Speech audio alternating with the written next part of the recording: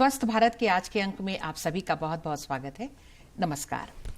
स्वस्थ रहना तो हर कोई चाहता है, लेकिन आपको ये भी पता होना चाहिए कि अगर हम सभी स्वस्थ रहना चाहते हैं तो स्वास्थ्य के कुछ नियम भी होते हैं जिनका पालन करना बहुत ज़रूरी होता है। क्योंकि अगर हम इनका पालन नहीं करते हैं, लापरवाही बरतते हैं, तो बहुत सारी स्वास्थ्य संबंधी समस्याएं या यूँ कहें कि बीमारियां उन्हें चपेट लेती हैं।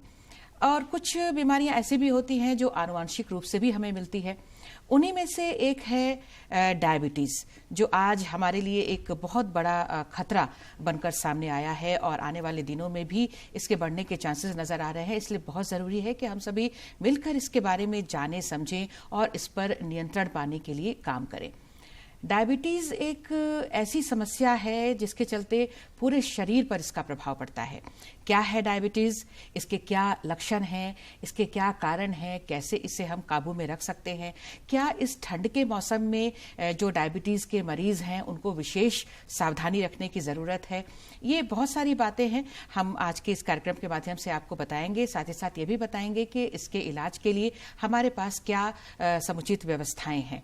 आपको बता दें कि इन सारी जानकारियों के साथ आज हमारे स्टूडियो में मौजूद हैं डिप्टी सुपरिटेंडेंट सदर हॉस्पिटल रांची डॉक्टर अनिल कुमार खेतान, जो कि डायबिटीज़ के स्पेशलिस्ट भी हैं। डॉक्टर साहब, आपका बहुत बहुत स्वागत है हमारे कार्यक्रम में। नमस्कार। सर, अगर हम डायबिटीज़ की बात करते हैं, मधुमेह भी हम जिसे कहते हैं, शर्करा रोग कहते हैं, इसके बारे में लगातार हम यही सुनते आ रहे हैं कि आने वाले वर्षों में इसकी संख्या जो है मरीजों की और भी ज़्यादा बढ़ती रहेगी।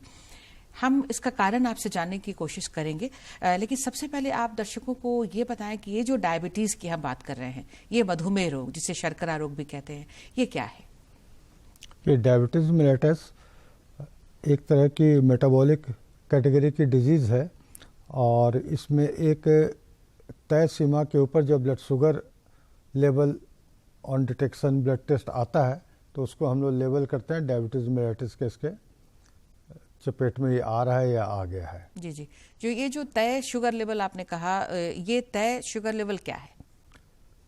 WHO के द्वारा मैडम इसका blood sugar fasting before breakfast about 100 है और PP जिसे आफ्टर लंच या डिनर कहते हैं या खाना खाने के बाद खाते हैं, वो अबाउट 120 रहता है। मतलब ये एवरेज इसकी मेजरमेंट है जी। इससे ऊपर होता है तो प्री डायबिटिक कंडीशन या टाइप 1 टाइप 2 2-3 कैटेगरी होती हैं। मरीज की उम्र और ब्लड शुगर देख के उसके द्वारा उस लेवल पर उसको हम लोग कैटेगराइज करते हैं। जी जी जी।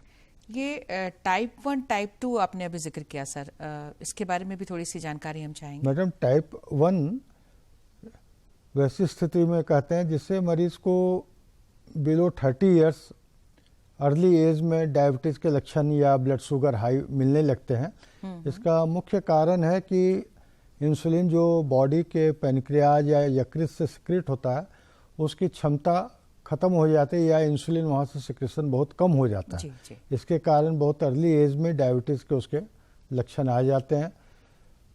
3-4 साल में भी आ जाते हैं, 5-7 साल में भी आ जाते हैं और ये बहुत ही खतरनाक लेवल की बीमारी होती है डायबिटीज़ की। जी। टाइप 2 है, वो मिडिल एज में आती है। इसमें इंसुलिन के सिक्रेशन की क्षमता पैनक्रियाज के कम हो जाती है या यूं कहें कि न्यू मॉडर्न बिहेवियर के कारण इंसुलिन के जो एक तो पोटेंसी वर्क करने की वो भी कम हो जाती है। इसके कारण मरीज का ब्लड शुगर हाई होता है, जो भी इसके अन्य कारण हो। और मरीज को एक तो प्री डायबिटिक होती है, वो क्लियर कट डायबिटीज़ के लक्षण या वो तो आते नहीं हैं ब्लड लेवल, लेकिन एक स्ट्रेस स्ट्रेन या कोई भी अधिक मीठा खा ले, किसी भी कारणवश उसके बॉडी में कुछ चेंजेज आते हैं तो उस सिचुएशन को कोप अप नहीं कर पाता है और उस कंडीशन में जब उसकी ब्लड शुगर देखते हैं तो हाई आती है। तो उसको मरीज को हम लोग प्री डायबिटिक या मॉनिटर में रखते हैं। भाई अगर चेंज इन बिहेवियर पैटर्न करे और ब्लड शुगर मेंटेन करे तो अच्छा है, अदरवाइज उस स्ट्रेस स्ट्रेन कंडीशन वो डायबिटीज़ मेलिटस के फ्रैंक केस में आएगा ही। जी जी जी। ये टाइप 1 और टाइप 2 जो है वो अलग अलग तरह की ये जो डायबिटीज़ ही है, लेकिन ये इसमें कुछ अलग कारण भी हैं, इसके लक्षण और इसका जो निदान है वो भी अलग अलग तरह का है। ये जो डायबिटीज़ है सर, इसके लक्षणों पर भी हम आएंगे, लोगों को बताएंगे, लेकिन उससे पहले जानना चाहेंगे कि क्या आखिर ऐसा कारण है जो ब्लड शुगर हमारा अप डाउन होता है? मैडम, बहुत पहले तो एक था कि ये हेरिडिटी है, इसका एग्जैक्ट कारण डायबिटीज़ का अभी तक नहीं पता लगा है जी। पर एक तो हेरिडिटी है, और आज के मॉडर्न लाइफ में जितना आदमी अवे फ्रॉम नेचर हो गया है, उसकी लाइफस्टाइल बदल गई है, बिहेवियर बदल गया है जी। इसमें बहुत से फैक्टर हैं। ये सब कारण के कारण आज के दिन इंडिया फ्यूचर में हो सकता है कि डायबिटीज मिलेटिस का वर्ल्ड के लिए एक पैराडाइज घोषित हो जाए। जी। तो इसके कारणों पर अगर हम मतलब लोगों को विस्तार से बताना चाहेंगे, तो जैसे आपने कहा कि हम नेचर से दूर हो रहे हैं, प्रकृति से दूर होते जा रहे हैं, हमारी आदतें बदल गई हैं, हमारी जीवन शैली बदल गई है, तो इसमें क्या मुख्य रूप से हमारा भोजन या हमारी जो जीवन शैली है या हमारी जो गतिशीलता है, क्या प्रमुख तत्व है इसके पीछे? मैडम, आपने सारे पॉइंट टच किया, उसको मैं खाली एलोबरेट करना चाहूँगा। जी। पहली बात तो ये है कि मरीज आज के दिन लाइफस्टाइल में इतना कंफर्टेबल हो गया है कि अपने आप को नेचर से दूर कर लिया है। एक लैपटॉप चाहिए, एक मोबाइल चाहिए, और उसको ना हवा चाहिए, ना बिजली चाहिए, ना रोशनी चाहिए, ना लोगों का इनपुट चाहिए, ना लोगों का इंटरेक्शन चाहिए। सारी दुनिया उसी एक टेबल पर इर्द गिर्द आज के दिन कमिंग जनरेशन की सिमट गई है।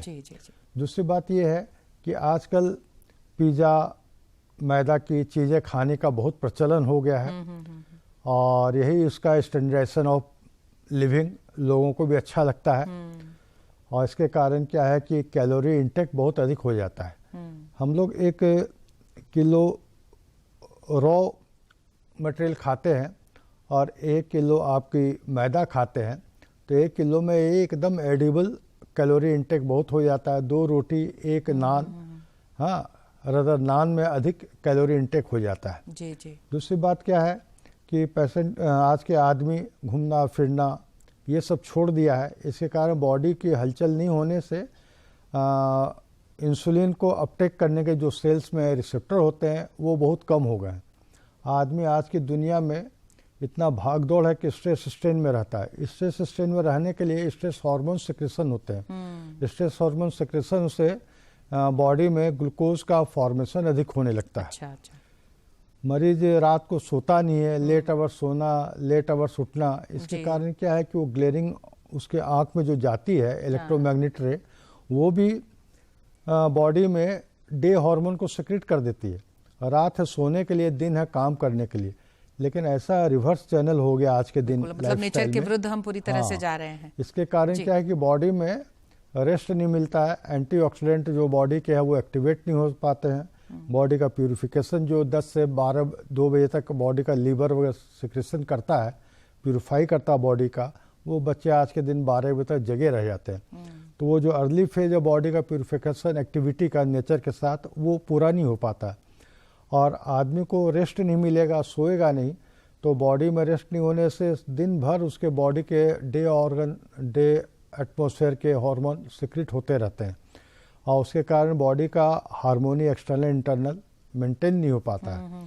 और इसको विभिन्न तरीके से ब्लड प्रेशर हो, डायबिटीज़ हो, नींद नहीं आना, ये सारे सिम्टम टुवर्ड्स डिजीज टनल तरफ ले जाते हैं। बिल्कुल। तो ये बहुत सारे जो मुख्य कारण हैं, ये जो है वो न सिर्फ डायबिटीज़ बल्कि ब्लड प्रेशर और भी जो खतरनाक समस्याएं हैं उसको आमंत्रण देता है। तो अब हम लक्षणों की बात करेंगे सर, कि शुरुआती दौर में क्या इसके लक्षण हम पता कर सकते हैं?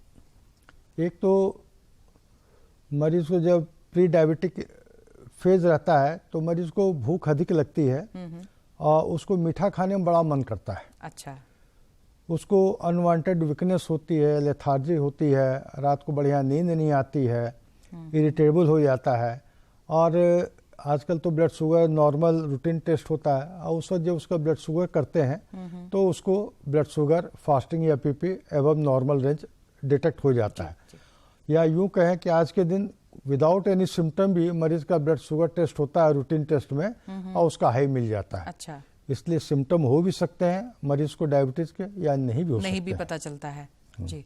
लेकिन ये शुरुआती दौर में हो सकता है, लेकिन अगर हम उसको इग्नोर करते हैं, लापरवाही बरतते हैं, हम उसको समझ नहीं पाते हैं अपने शरीर जो हमें संकेत देता है, तो फिर क्या आगे चलकर ये खतरनाक रूप लेता है? किस तरह की समस्याएं दिखाई देती हैं?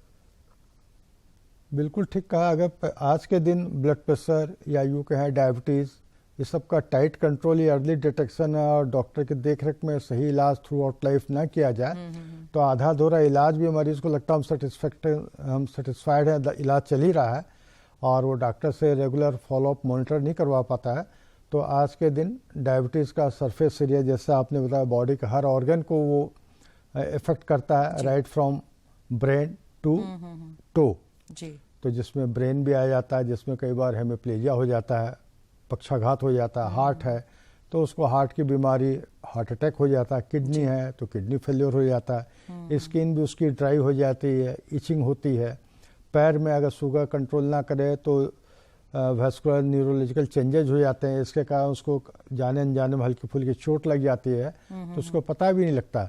अब वो फिर ट्रॉफिक अल्सर या क्रोनिक अल्सर या क्या कहें, अगर गरीब आदमी है, अनजान आदमी है, प्रॉपर ट्रीटमेंट की फैसिलिटी नहीं है या वो नहीं समझ पाता है तो आगे जाके उसको कैंसर या पैर कटवाने की स्थिति डायबिटीज़ में आ जाती है, जो कि बहुत ही जी बिल्कुल ये गंभीर इसके परिणाम होते हैं अगर हम लापरवाही बरतते हैं। किसी भी कारण से अगर इसका इलाज नहीं होता है और इसको हम काबू में नहीं रखते हैं तो ये जो डायबिटीज़ है आगे चलकर बहुत भयानक रूप हमें दिखा सकता है। तो इसके लिए बहुत ज़रूरी है कि हम इसको मॉनिटर करते रहें और इस पर नियंत्रण हम पाते रहें। तो उसके लिए सर ज़रूरत होती है फिर जाँच के लिए हम जाएँ, इलाज के लिए जाएँ। तो इसका क्या इलाज है, किस तरह से इसकी जांच होती है, आप ये भी बताएं। साथ साथ इसकी सुविधाएं, आप जैसे सदर में हैं सर, तो सदर में इसके लिए क्या कुछ सुविधाएं हैं? लोग अगर जाना चाहें इसके लिए तो क्या प्रोसेस है, क्या क्या सुविधाएं हैं वहाँ पर? आज के दिन डायबिटीज़ या यूँ कहें ब्लड प्रेशर के लिए प्रिवेंटिव एस्पेक्ट पर अधिक हम लोग स्ट्रेस देते हैं कि बीमारी हो ही ना। बिल्कुल। तो एक बार बीमारी हो जाती है तो लाइफस्टाइल में वो अपना केयर नहीं कर पाता और धीरे धीरे स्लो एंड स्टडी उसकी कॉम्प्लिकेशन इन ड्यू कोर्स आती ही है। भले आँख की रोशनी की प्रॉब्लम हो या हार्ट की प्रॉब्लम हो या किडनी की प्रॉब्लम हो या ब्रेन की प्रॉब्लम। तो हम लोग तो आज के दिन ये चाहते हैं कि जो भी मतलब यहाँ आदमी सब हैं, सब अपनी सेहत का, अपने दिमाग का बहुत ही अच्छा ख्याल रखें। मॉर्निंग में लेट आवर्स ना उठें, जल्दी उठें, बॉडी की रिस्पेक्ट देना सीखें। कम से कम 45 हाफ एन आवर योग, मॉर्निंग वॉक वगैरह करना जरूर समझें और रूटीन वे में समय पे खाएं। उसमें फ्रूट्स, वेजिटेबल्स ये सब की मात्रा अधिक हो और हाई कैलोरी इंटेक, मैदा वगैरह का सेवन कम करें। स्वीट्स वगैरह का भी यथा संभव कम लें, फ्रीक्वेंसी कम करें, ड्यूरेशन लॉन्ग इंटरवल पे खाएं। और मरीज़ को, आदमियों को सेडेंटरी लाइफस्टाइल नहीं करनी चाहिए। मैं तो ये कहता हूं कि अगर आज के दिन पार्किंग की बहुत प्रॉब्लम है या पार्किंग की स्पेस भी है तो आदमी को अपने घर से चले, आधी किलोमीटर अगर टाइम हो तो आधी किलोमीटर या क्वार्टर किलोमीटर दूर ही अपनी व्हीकल को रखने की व्यवस्था करें ताकि वहाँ से चल कर कम से कम तो ऑफिस तक आएँ। जी। और यथासंभव छोटे मोटे काम भी अपने बॉडी का वो खुद करने की कोशिश से, गिलास पानी भी है तो वो अपना पानी की जगह जाए और पानी खुद पिए। क्योंकि ऐसा कहा जाता है मिनिमम आदमी को पर डे 1000 से 1500 स्टेप पर डे उसका मूवमेंट होना चाहिए, मिनिमम। नहीं तो बॉडी बहुत ही फ्रेजाइल हो जाती है, बहुत से बैड इफ़ेक्ट आने लगते हैं। और मरीज़ को शाम को भी घूमना चाहिए और ऐसा कहा जाता है कि खाना खाने के बाद वो थोड़ा बहुत ज़रूर 5-10 मिनट चले। अच्छा। और नेचर के साथ अधिक से अधिक जुड़े, क्योंकि नेचर से जुड़ने से उसके शरीर में आँखों के द्वारा, स्किन के द्वारा, नज़र के द्वारा बहुत ही गुड इफ़ेक्ट शरीर में आते हैं। परिवार से मिलना जुलना रखे, अपने आप को फैशन के दौर में अकेला मोबाइल या इंटरनेट या होममेड डिलीवरी के हिसाब से खाना ना मंगाए, खाना खाना है तो खुद ही जाए, इसी बहाने उसके 150-150 कदम चलेंगे, वो लोगों के बीच में बैठेगा, हाँ, और अच्छी बुरी चीज़ देखने का उसको मौका मिलता है। नहीं तो अपनी दुनिया में वो दोस्त बनाता, वही आगे जाकर उसका दुश्मन के रूप में परिवर्तित हो जाता है। बिल्कुल बिल्कुल बिल्कुल, ये बहुत ही अच्छी बात, ये एक संदेश के रूप में आपने लोगों को दिया है कि ये prevention is better than cure, ये हमेशा हम कहते हैं, और खुद हम कैसे इस पर नियंत्रण पा सकते हैं, कैसे हम इसे होने ही नहीं दे सकते हैं, इसके बारे में आपने बहुत अच्छी तरह से बताया है सर। तो जो हम इलाज की व्यवस्था की हम बात जानना चाह रहे थे आपसे सर, तो किस तरह की व्यवस्था है वहाँ पर और कैसे इसकी जाँच होती है? आज के दिन इलाज में 3 बिंदुओं को लेकर हम लोग इलाज करते हैं। पहली बात उसकी फिजिकल एक्टिविटी, मेंटल स्टेटस, दूसरी बात डाइट कंट्रोल, उसमें शुगर फ्री हो, ये भी हो, और तीसरा ऑप्शन है मेडिसिन का जी। तो ये 3 के बीच में हम लोग मरीज को घुमाते हैं। और जितना उसका physical activity, sugar intake, diet control रहेगा, उतनी कम दवा लेनी पड़ेगा और उस दवा का उतनी अधिक शरीर पर उसका असर आएगा। लेकिन आज के लोग सोचते हैं कि दवा है तो हम दवा खा लेंगे और अपना मॉनिटरी लाइफ के लिए जो भाग दौड़ करते हैं दिन भर, वो करते रहें, दवा खा लिया। ये एक समय था जब बैक्टीरियल इन्फेक्शन बहुत अधिक वर्ल्ड में थी और एंटीबायोटिक का भी इजाद हुआ था पहली बार, इंसुलिन का, पेनिसिलिन का। अच्छा। तो उस वक्त बैक्टीरिया पे इतना अच्छा मेडिकल साइंस ने बम्बार्डिंग किया, एंटीबायोटिक या ड्रेसिंग या बैक्टीरिया पर, कि वो दवा आप खाइए, काम करते रहे, जैसे ठीक होंगे वो दवा से वो बैक्टीरिया मर जाते थे। तो आदमी को सोचते हैं कि मैं दवा खा रहा हूँ तो ठीक हो जाऊँगा। अब वो कंसेप्ट रहा नहीं जी। अब वायरल या मेटाबॉलिक या अदर जो कैटेगरी की डिजीज़ें हैं वो आ गई हैं, और अपने शरीर की क्षमता जिसे इम्यूनिटी कहते हैं वो बढ़ाने से ही आज की जो वर्तमान स्वास्थ्य सेवा है उसमें जो ट्रीटमेंट है उसका असरदार असर आएगा। तो पहली बात हम लोग बता दिया कि फिजिकल एक्टिविटी को एट एनी कॉस्ट नहीं करना है। इसलिए आप लोग देखते होंगे पुराने लोगों को कि उम्र के हिसाब से एक मोतियाबिंद होता था, सुनने की बीमारी होती थी और बहुत दिन तक उनके बाल सफ़ेद भी नहीं हुआ करते थे, जो था जेनेटिक प्रॉब्लम था। जी। और आज के दिन हमें लगता है कि 40 के ऊपर ही प्री डायबिटिक पेशेंट बहुत मिल जाएंगे, और जितने मेट्रोपॉलिटन सिटी में +2 के स्टूडेंट हैं, अगर उनका भी टेस्ट किया जाए तो बॉर्डर पे सबका ब्लड शुगर या ब्लड प्रेशर पाया गया है। क्योंकि उसको मेंटल एग्जर्शन बहुत है, रात को सोता है तो सुबह क्या करना है, सुबह जाना है तो किधर जाम मिलेगा, किधर से रूट पकड़ना है, किधर डाइवर्सन हो गया। तो तनाव भी एक बहुत बड़ा कारण है, स्ट्रेस जी। तो हम जो मॉर्निंग वॉक, योग या अच्छे लोगों के बीच में उठ बैठ करते हैं तो ये सब स्ट्रेस बस्टर की तरह काम करते हैं। और आदमी को हर चीज़ की दुनिया में ज़रूरत है, और आज के दिन हम लोग सब चीज़ का समय नेट, मोबाइल और बिजनेस में लेकर चले आए हैं। तो जिसकी जो ज़रूरत उतना समय ज़रूर दें हम लोग, उसका असर 2-4% मिलते मिलते अब 50% आ जाता है। तब हम लोग ये जो स्ट्रेस स्टेन लाइफ है उसको बियर करने के लिए हम लोग बैकडोर में बहुत अधिक उसके कटर बना के रखते हैं। जी। तो मॉर्निंग वॉक वगैरह, एक्सरसाइज वगैरह हो ही गया। और दूसरी बात है कि डाइट, तो आज के दिन शुगर भी बहुत अच्छी चीज़ नहीं है।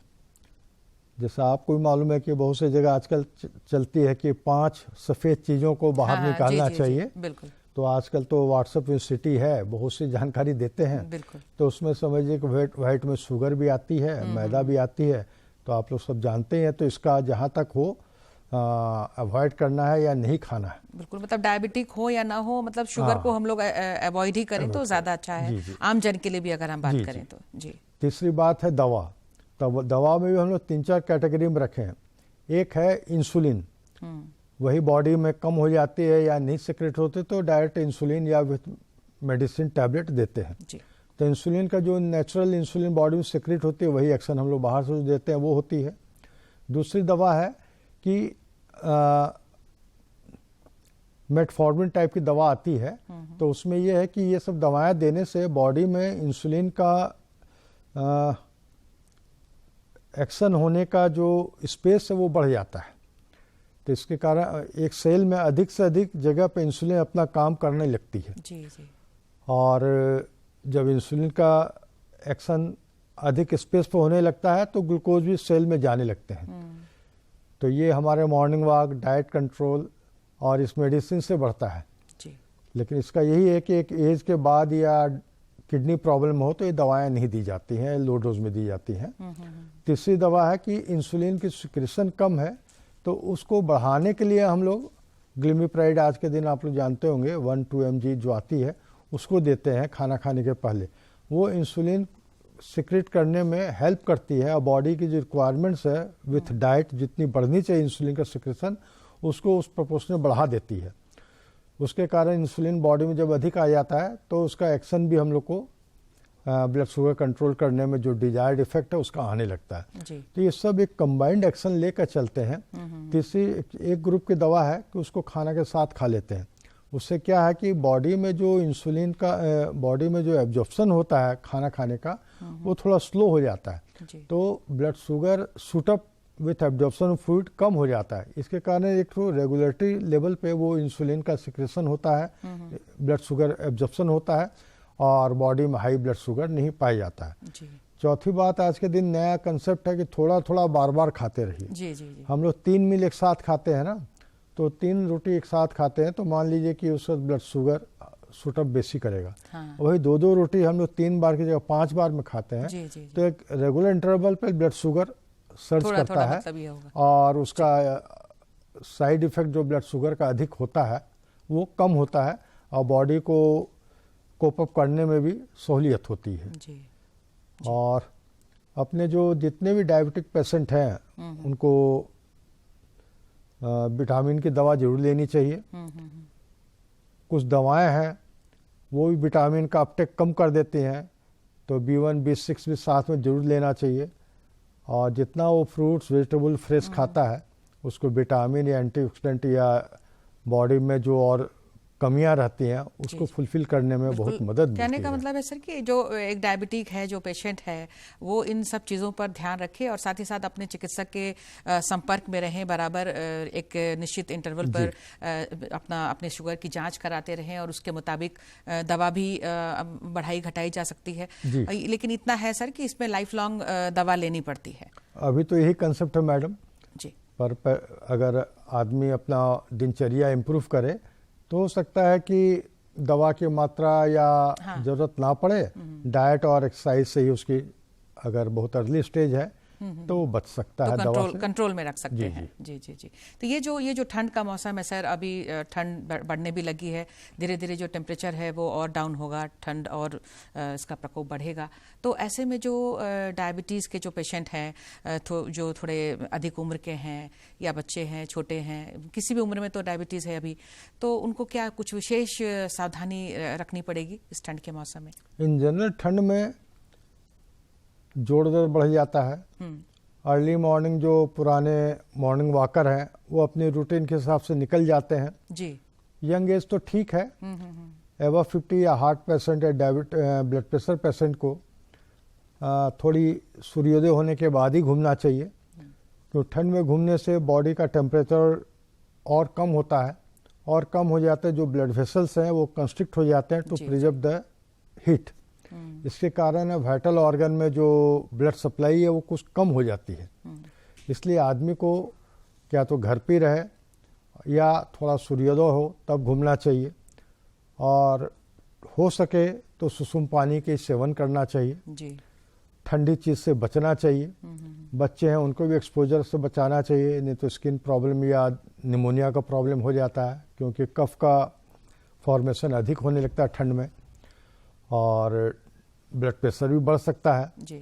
ठंड से थोड़ा ब्लड भी क्लॉट होने से उसको हार्ट स्ट्रोक या ब्रेन स्ट्रोक होने की संभावना रहती है जी। इसलिए डॉक्टर चिकित्सक के देख रेख में बीमारी के हिसाब से डॉक्टर जो दवा उनके सलाह देते हैं उस पर जरूर अमल करना चाहिए। आगे जाकर उसका फ़ायदा ही मिलता है। आधा अधूरा इलाज या अपना मन से ये टाइम नहीं निकालना शरीर के लिए, ये आगे जाके इरिवर्सिबल डैमेज के रूप में भी शरीर में प्रकट होते हैं एज ए कॉम्प्लिकेशन, और उस डॉक्टर हेल्पलेस हो जाता है। जी जी जी। तो ये जो डायबिटीज़ के मरीज होते हैं, ये अगर मतलब बाहर भी निकलें तो इस पर इस मौसम में विशेष सावधानी रखने की ज़रूरत है। और जैसा कि डॉक्टर साहब ने बताया हमारे दर्शकों को आज की, अगर हम अपने खान पान पर ध्यान रखें, अच्छी दिनचर्या रहे, हमारी जीवन शैली ठीक रहे, प्रकृति के साथ हम मिलकर चलें और प्रकृति ने जो दिया है उसका आनंद लें अच्छी तरह से, तो हम डायबिटीज़ से दूर भी रह सकते हैं और अपने जीवन को, अपने परिवार को, अपने राज्य देश को बिल्कुल खुशहाल और स्वस्थ बना सकते हैं। तो सब सवाल और भी है हमारे जहन में, लेकिन अब समय हमें इजाज़त नहीं दे रहा है कि आपसे और सवाल करें। तो इस वक्त हम आपको धन्यवाद देना चाहेंगे। आपने अपना कीमती वक्त दिया है, बहुत अच्छी जानकारियां आपके माध्यम से लोगों तक पहुंची हैं और लोग इसका लाभ ज़रूर उठाएंगे। आपका बहुत बहुत धन्यवाद। नमस्कार। और आप सभी दर्शकों को भी बहुत बहुत धन्यवाद। नमस्कार।